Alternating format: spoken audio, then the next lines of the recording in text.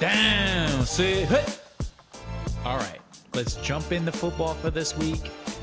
Maybe the biggest week in college football for the year. It's the last week of the regular season, rivalry week. Rivalry week. This is when you can almost throw out records. You can almost throw out rankings. These teams always play each other. Not always, but usually it's close games. And I'm Tough excited. games. Tough games. In-state games. Just pure hate games. Games that make the coaches say, guys, y'all got to chill a little bit. Games that make the fans like...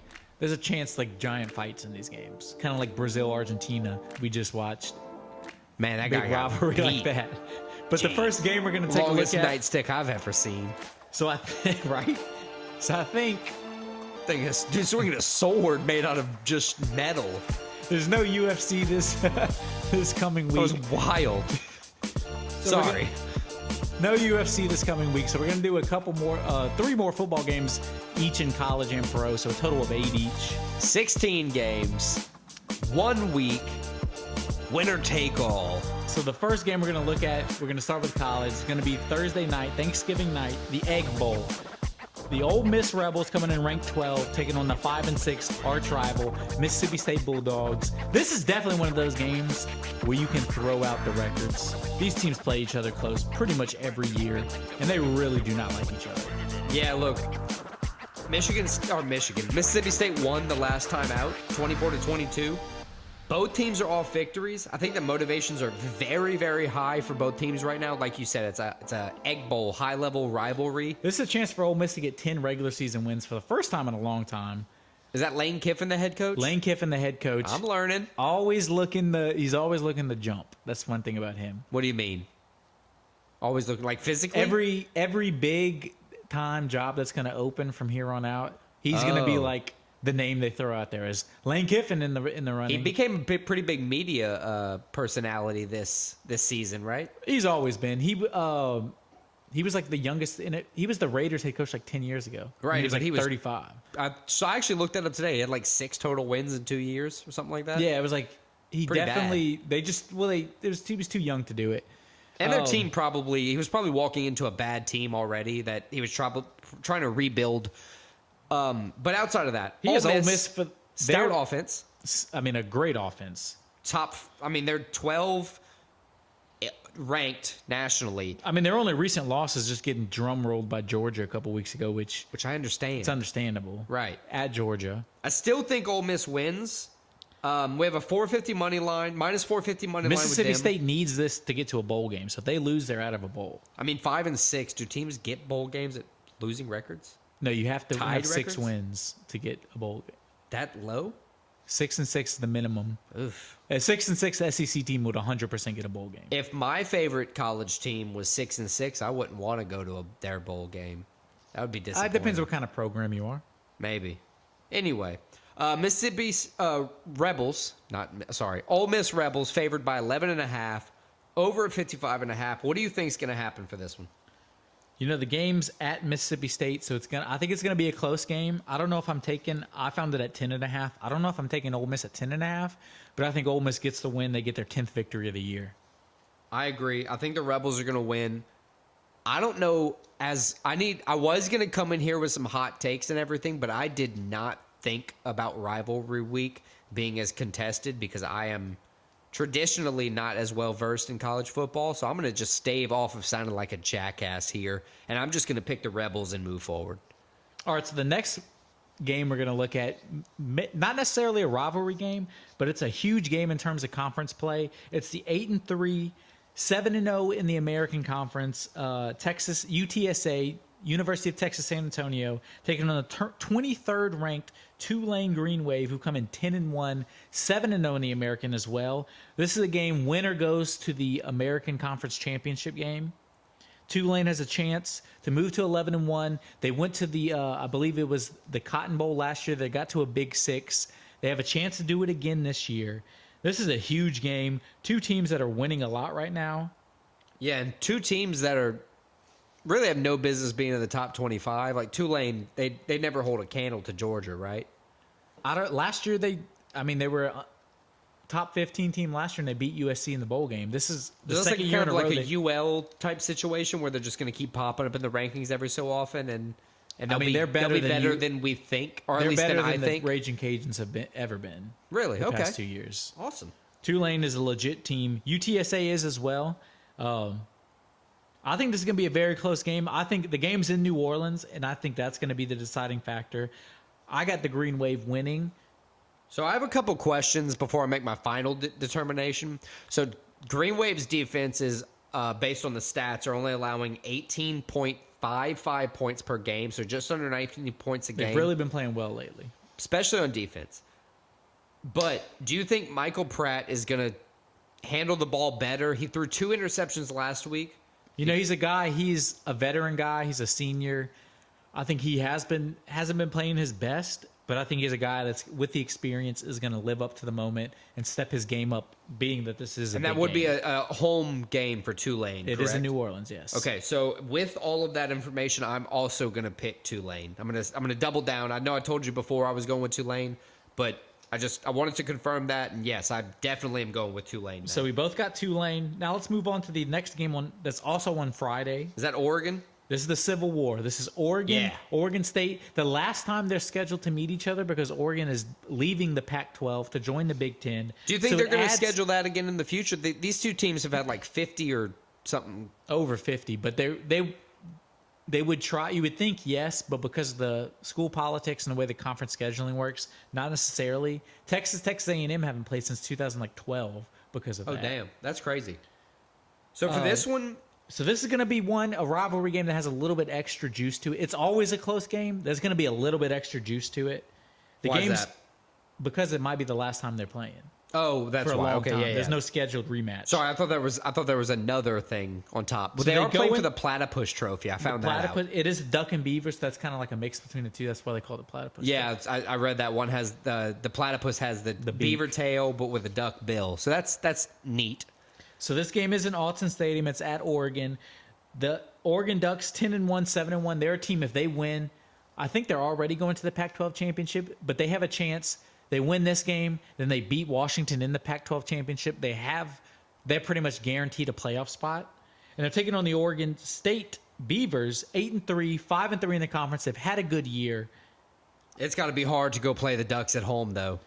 13.5, the Ducks are favorite. I don't think it's going to be that. I think it's going to be a much closer game, but I do have the Ducks winning. DJ Ugalele, I'm sorry if I pronounced his name wrong. His brother is a Ukulele? ukulele. I think it's more right. His brother's a defensive lineman, a defensive end for Oregon. So, that's And the dad made a Ugh. comment like, it would be really cool To see It's him his younger sack him? brother. Yeah, he said that. It was like, I don't want to say it's going to happen, but That'd be it would be a sick. special moment if his Yeah, younger it brother really would. sacked his older brother. Ukulele sacked by Ukulele. Yeah, I it mean, would be. yeah, absolutely. So look, he needs to protect. If Oregon State's going to have a chance to win, Ukulele needs to protect the ball. They came so close to beating Washington last week. The pick. I mean, I know you can't just count it on one turnover, but a turnover does not help you. I mean, Oregon State defense held Washington scoreless in the second half. Right. Washington just was able to withstand it. But like I said, I think this is going to be a very close game. Bo Nix and the Ducks were able to sit early last week, so they should be rested.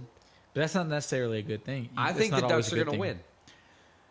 I do too, but I think it's going to be much closer than 13.5. I think it's going to be like a Like- 3-point Ducks win. Oh, I was going to say like a touchdown.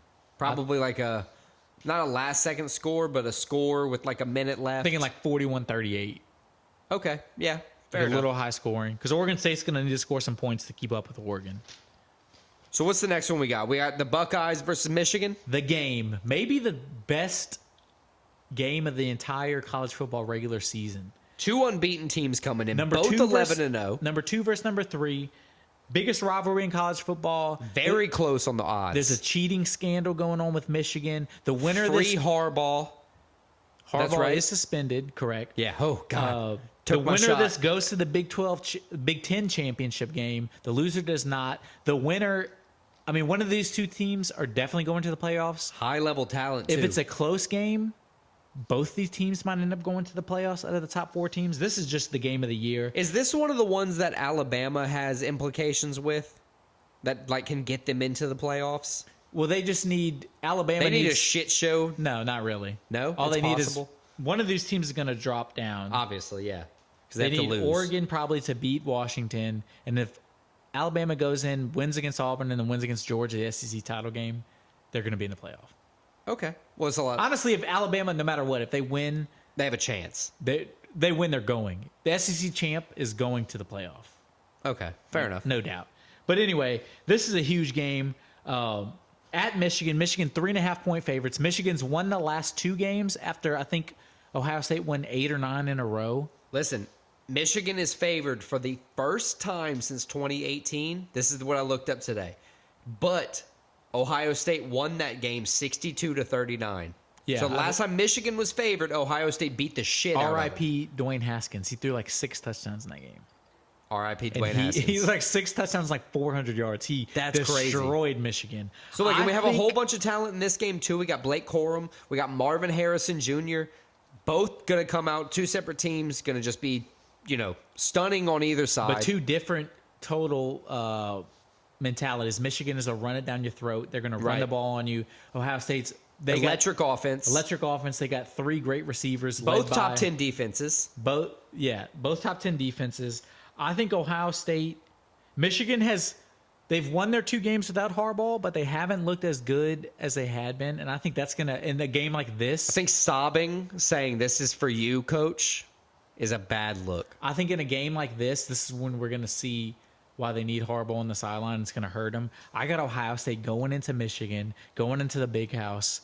And I got winning the game. I got the Buckeyes getting the win. I agree. I think the Ohio, did you say that? The Ohio State? They trademarked the Ohio State. Is going to win the game on Friday. So there you have it. Let's move on to the Iron Bowl now. A game that's usually closer than people expect to. This is the number 8 Alabama Crimson Tide, 7-1. I wouldn't have expected 10-1, that. 7-0 in SEC play, taking on the Auburn Tigers, 6-5, 3-4. Auburn coming off maybe the most embarrassing loss I've ever seen an SEC team have since I've been watching football for the past 30 years. They lost to Jordan Hare last week. Jordan 25.5. Jordan Hare's a stadium. Oh, I'm sorry. Lost at Jordan Hare last week. 25.5 point underdog or To favorites. New Mexico State. It's supposed to be pretty much a gimme win that you probably paid this team a couple million to come play you. As you said, 25.5-point favorites. They lost 31-10. After winning 3 straight SEC games, they had turned their season around. Yeah, they were, 6-5 So I think it's after obvious- starting off bad. It's obvious to say they were looking forward to this week, and they kind of just blew that game off. Absolutely. That's why I think Auburn's a very dangerous team coming into this game. Look, I didn't think they were going to win. I didn't think this game was going to be nearly as close. I think Alabama wins, but here's the thing.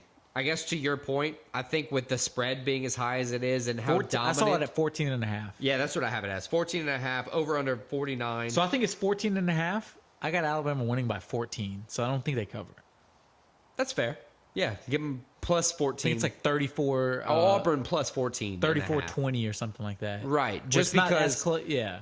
Auburn's had a pretty dominant season for their wins so far, but they've also. I mean, they're 6-5. This is I meant Alabama. I'm sorry. Alabama's had some pretty dominant wins for their season throughout the year, but you've kind of convinced me that it's going to be more contested than I think. This game's usually pretty contested.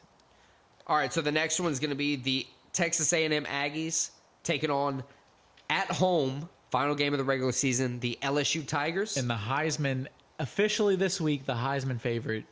Finally in the talks. Jaden Daniels. I mean, his stats, if you look at them, it's not Why were his they fault like they kind of lost. snubbing him from talking about him as like. I mean, his stats are unbelievable. Right, but like up till the final week of the regular season, it took you to realize that this dude's a monster. Yeah, I mean, At he's a least monster. so far, like not so far, but throughout this season. A&M, this is their second game without Jimbo Fisher as the head coach after they fired him. And that still netted First them like SEC $50 game. million. Over Based on that 50 check. million. It's like 70-80 million. Right, so that's fine. This is a game LSU, since Texas A&M has come into the SEC, LSU's kind of dominated them. I think A&M's won once, maybe twice in the past 10 years. I think it's going to be more of the same. I think LSU comes in. They're hot right now. I think this is the kind of team they can come in and beat. I think it's going to be a lot like the Florida game, a lot like just a game where it's close at first, and then this Right. LSU offense is just a little too much. The LSU's defense, realistically, the way their offense is playing, probably needs like 2 or 3 stops, and then they're going to win by 2 or 3 touchdowns. Yeah, the Aggies being double-digit dogs makes sense to me here. I think LSU is going to win by more than 10.5, especially with Jaden Daniels playing like an absolute savage. Yeah, I think he puts his stamp on the Heisman this week. That's exactly what I was going to say. I think he does what it takes, whether it's, a couple rushing scores from him or throwing it, 500 yards through the air with 4 touchdowns. I think he's going to all put of that because that's what he's been doing. That's He's been true. He doing could do of those. both. He could put together 7 touchdowns this week and give LSU the 9-3 season. Although I do believe that Aggies are going to be able to score against LSU's poor defense, which is what has lost them the 3 games they've lost. But I think LSU's going to win this week for sure. All right, so let's move on to the Apple Cup. This is Washington State. The Huskies come in number 4, undefeated, 8-0, already clinched their ticket to the Pac-12 championship game. Put some respect on that record, sir. Finally, the playoff committee moved them up to number 4. I mean, it's in their hands right now where they just got to win out. They're going to the playoffs. But they're taking on a pesky Washington State team coming off of a huge win against Colorado where they beat the shit out of the Buffaloes. After 4 straight losses, it kind of halted the losing streak. Their win away, they could do 2 things right here. They could ruin their arch rival season. They could. Undefeated season, and they could qualify for a bowl game with They the got to win. be riding high after their win over the Buffaloes. Like, that gives you a lot of motivation. Even if you thought that you could win coming in, doing it, beating Coach Prime, that's a big name to have going into an undefeated matchup against the number 4 ranked team in the nation. So I think this is another game where this spread is 16.5 for Washington in their favor. It is not going to be that big of a difference in this game. I think Washington wins. I think the Huskies win. But I think it's going to be a lot like their last couple games where it's pretty close the whole way through. I'm going to say Washington by probably like 6 to 8 points. Man, do you think the 68.5 over or under is going to hit? I feel like this is an under type of game, but I still feel big Penix energy. So I'm going to have to go with the Huskies. Yeah, I got the Huskies too. I'm thinking just with the way they've kind of been playing, I'm not going to say low scoring because they've had some high scoring games, but they have an under in them. Like a 30-22 game. Yeah. Huskies win. Yes. All right, and this will probably be this is 8 final game for Florida, or college game day for us. Florida State Seminoles versus the I think Florida they call Gators. this one the Sunshine Showdown. I think. Sunshine Showdown. The S's. So this is another game. Florida State undefeated, coming off of a win, but they lost their star quarterback. Lost Jordan Travis, so His we got leg was on Rodenmeyer. sideways. Rodenmeyer. Florida State, their team, if they go undefeated, they win this game and they beat Louisville in the ACC championship game, you can't not put them in the playoffs at undefeated. And they're taking on the Florida Gators, who come in 5-6 playing for a bowl game. Florida Gators lost 4 in a row. This is the same as the last matchup we just had, where it's a team where you're playing your arch rival, where you have a chance to ruin their season, undefeated season, and make a bowl game. So there's a lot to play for Florida. Question is, do they play for it? They didn't play horrible last week. They competed with Missouri. But I think Florida State comes in, and I think they figure, even with a backup quarterback, That's the biggest question. I think they figure out a way to get a win. That's kind of like the storybook ending for the Gators, is that it's possible to win this game against the number 5 ranked Seminoles, but solely because Jordan Travis is gone. It hurts them in a way that, the whole team can change, because it's hard to prepare for just 1 week. The next week out, it's one thing being thrown in the game and riding high off the momentum and winning, but it's hard to prepare for just 1 week and go out and execute. I still think the Seminoles are going to win, but I think it's going to be a close game, and I think that the kind of lines have already started to show that, where Florida State's only favored by 6.5, less than a touchdown, only days before the game. I think it's going to only get closer leading up, but I do think Florida State wins. All right, so that wraps up our college football talk for the week. Let's move on to the NFL. And the first game we're going to cover, Thanksgiving morning for us. Woo. I think it starts at like 10:30, 11 a.m. It's the traditional game. It's the Detroit Lions hosting the Green Bay Packers. The Lions 8-2, somehow one of the best teams in the NFL. The funny thing was they said get it though. the first time they're 8-2 since the 1960s. The funny thing was that was before segregation. That was also JFK was president. That's how long ago it was since the Lions were this good. Damn. Look, Jordan Love, for lack of a better term, he's been a middling quarterback so far. He hasn't been horrible, but he hasn't won them many games, and he hasn't been great. And then Aaron Jones goes down last week, which, he's not like the number one running back, but he was a good passing option. But I mean, for the Packers Jordan Love. figured out a way to get a win against the Chargers last week. So I mean, Right, but I think the Chargers are a kryptonite in their own right for themselves. I think the Still a hard Lions are team to going to beat. continue just rallying behind their coach. I love Dan Campbell. He's awesome. He gives everybody the motivation. So he went to Texas A&M, and Texas A&M is looking for a new coach, and they asked him about it, and he said, "I want to do everything I can to help Texas A&M, But coach? except coach there." That's funny. It was a great quote. I think we have a big day set up for David Montgomery. Packers defense hasn't been that great this year, and I think we're going to be able to run all over him with David Montgomery for the Lions. That, with a couple passing attacks from Jared Goff, I think is going to spell the win for him. I don't know if they win by more than a touchdown like the line suggests, but I don't think they get upset at home. Yeah, I got the Lions too. So let's move on. Thanksgiving night. NFC West showdown, 7-3 San Francisco 49ers division leader taking on the 6-4 Seattle Seahawks. San Francisco coming off of an impressive performance, especially Brock Purdy against the Buccaneers. I think Seahawks coming off of a tough loss where they drove down the field, had the chance to win, and just missed a field goal, like a 50-yard field goal. Jason Myers, I mean, look, Against you're the an Rams.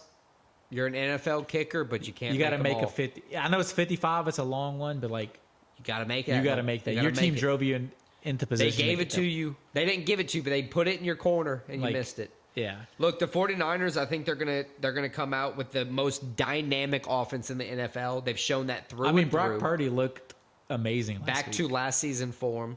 7-3 is a crazy record for what I would imagine is now the second or third best team in the NFL. Well, I mean, they've been the second or third best team in the whole season. They just had a tough stretch. They did have a tough stretch. But they started losing. like 5-0. But look, you got people on that team like Brock Purdy, Christian McCaffrey, George Kittle, Brendan Ayuk, Deebo Samuel. But then you have somebody like the Seahawks who have been playing up That was to only everybody. offensive guys, though. Look at their defense. Too. Right. The defense is just They also have the best offensive tackle in football, Trent Williams, the 49ers. they're just built. I'm only talking about offensive weapons because those are the guys putting up the points typically. But you're right. The defense is unquestionably good. The offensive line is doing its job. It takes a unit, and San Francisco is putting it together. Seattle, though, they're a force to be reckoned with. Geno Smith came out of nowhere last year, put on a performance, and 6-4 for this season isn't anything to scoff at with how football has been going. I think the 49ers win. I don't know by how much, but I think it's going to be an over-styled game, over 43 points, with the 49ers winning. I got the 49ers winning. I think it's going to be tough going into Seattle, but I think they figure out a way to get the dub. So let's move on. One of my favorite teams, not one of my favorite teams, my favorite team. You can say it with your chest. My favorite team taking on their biggest rival, the New Orleans Saints. Big 5-5 NFC South leader somehow taking That's on the team nuts. right on their heels. 5-5. Taking on the team right on their heels, the 4-6 Atlanta Falcons, their arch rivals. Both teams coming off of bad losses. Saints, they only lost by 8 to the Vikings. They've had a bye week since then, but 8 the to game the wasn't Vikings, that close. Man, it's the They were Vikings down like just have their 27-3. number, huh? And then the Falcons, embarrassed by the Cardinals. Embarrassed. Kyler Murray's back though. Kyler Murray is back. That's what you got to remember, but still. Little running small man running around like crazy. I mean, I think this is going to be just a game of so. who Is Derek wants it Carr more and coming who's back? not going to fuck it up more. He's in concussion protocol. They're playing on Sunday, Playing on Sunday. so he has like 6 days to come back. Is he going to play? What do you think? If not, you got eating the W's, Jameis. I mean, I don't know if that would be better or worse. What do you think? I think it's neutral, totally different, but neutral. Desmond Ridder for the Falcons. Yeah, they went back to neither team has quarterback. Well, Taylor Heineke's hurt as well. So back to Ridder. I think with all these changes, at the very least, if Derek Carr can't play, Jameis Winston has been in the program long enough. I think he can pull it off. I agree. pick Saints win. I think the Saints have a better defense, and I think they figure out a way to win the game. Saints would be 6-5, have a one win lead on the division. Give them a little bit of breathing room. Be a big win if they get it, especially division-wise. So let's move on. Now your favorite team, taking on the other team in the Saints division, the 4-6 Buccaneers. Which we kind of need the Colts to win here. We both need the Colts to win. Right. Taking on the 5-5 Indianapolis Colts.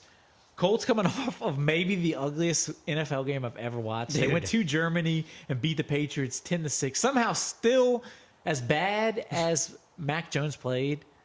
Still, the Patriots had a chance to win the game. Yeah, like you just had to do entire something. You just had to do one thing the whole game, and either team wins. And we just didn't fuck it up. The Bucs as coming off much. of a tough loss to the Niners. They lost by 13. It really wasn't that close. Look, Niners and had their honestly, number. I didn't come into this season with a lot of expectations. We had Jonathan Taylor, who was kind of hurt in contract talks, didn't know what was going to happen. Then Anthony Richardson was going to be the rookie. We didn't know how he was going to be. Then he got hurt, out for the season. Now we have Gardner Minshew, which he's an electric guy on the offense. He's a really pump up. He's a motivator. He's a locker room guy at the very least. He'll win you some games. We just need to find a way to beat the Bucs here. We need Baker Mayfield to stumble like we've seen him stumble. We need Baker to be Baker. We just cut Shaquille Leonard. I think that's going to be good. It's going to free up some ability. Give a younger guy a chance. I know Shaquille Leonard's only 28, but give a guy who's been performing better a chance to come out and show his stuff. I think the Colts win. Baker Mayfield's been middle of the road, and the Bucs have lost 5 of the last 6. And all that sounds good, but I'm making a last-minute change to my pick right here. Oh no! I had the Colts. There's something that tells me Tampa's going to come in. Baker's going to do enough. Hasn't been playing the best. I think this is a game where he comes in and they're like, oh, okay. Where he because he comes in waves. You heard it here first. So I got the Bucs going in Indy. I would like them to lose just because it would help the Saints, but I think the Bucs going in Indy get the win. That's fair. So moving on to another divisional game. Maybe The most surprising good game. Like if before the season, if we would have said 7-3 Jags, 6-4 Texans, like the best. CJ Stroud might be that dude. One of the best matchups of the entire weekend. Absolutely. You have a bunch of matchups where it could be like the good team just slaughtering the bad team. And this is a tough divisional matchup that has contentions. Stroud, I think he is that dude. He very well could be. I think he could be. Jacksonville, they beat the shit out of the Titans last week. They pretty much cemented themselves. They as had a leader bad in the loss division. the week before, I think, to the Niners at home. But it's the Niners, so it's not a respectable loss, but it's better. Not the way they lost. They lost like 37-3. But they came back after that loss, obviously with the vengeance. They took it out on the Titans. CJ Stroud on and the other hand. They're taking on CJ Stroud, who just continues. Fire he with leads the three straight NFL in wins. passing yards per game. Right. Almost Fire. 300. They didn't, and honestly, last week was his worst game in a little while, and they still figured out a way to win, which tells you this team is kind of coming together.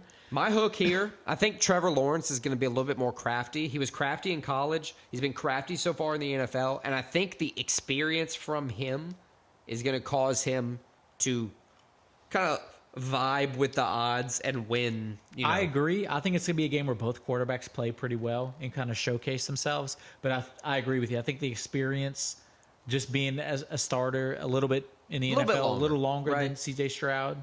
Vibing with that offense a little bit more, playing with the guys a little bit more, being on that team, knowing them. I think that's going to matter a lot. Yeah, I think Trevor and the Jags figure out a way to get this one done, and get the dub in Houston. So let's move on. Next game, the 7-3 Kansas City Chiefs coming off of a gut-wrenching loss against the Eagles, where they really that tush push is a bitch. But I mean, it was a game where the Chiefs. Yeah, they didn't had have chances to win this game. They had multiple chances, but the Eagles did what it took to score the last points. And they're taking on the Vegas Raiders, coming in off a loss to the Dolphins. But I think they're 1-1 since they fired Josh McDaniels. Yeah. They at least have some. They have a respectable loss to the Dolphins. It seems like the team is happy Josh McDaniels isn't there anymore. And so most of the team, most of the coaching staff is gone, actually. They have good vibes coming in. But I just think the Chiefs, coming off of a loss like they did, There's no way the Chiefs are losing 2 games in a row, especially to a division opponent. There can't be many times where Patrick Mahomes has lost 2 games in a row in his career. I think the Chiefs go into Vegas. I think they're winning by more than 9 as well. I do. I think they come out and they just perform well. I think Kelsey probably goes off. This is going to be an over 43 type game. I think this is going to be an absolute, Patrick Mahomes rookie or whatever season was his best season last or 2 seasons ago. I'm going to say 34-21, 34-24. I think the Chiefs get the dub. And just an absolute stunning performance by Patrick Mahomes. Now let's move on to maybe one of the most interesting matchups of the week.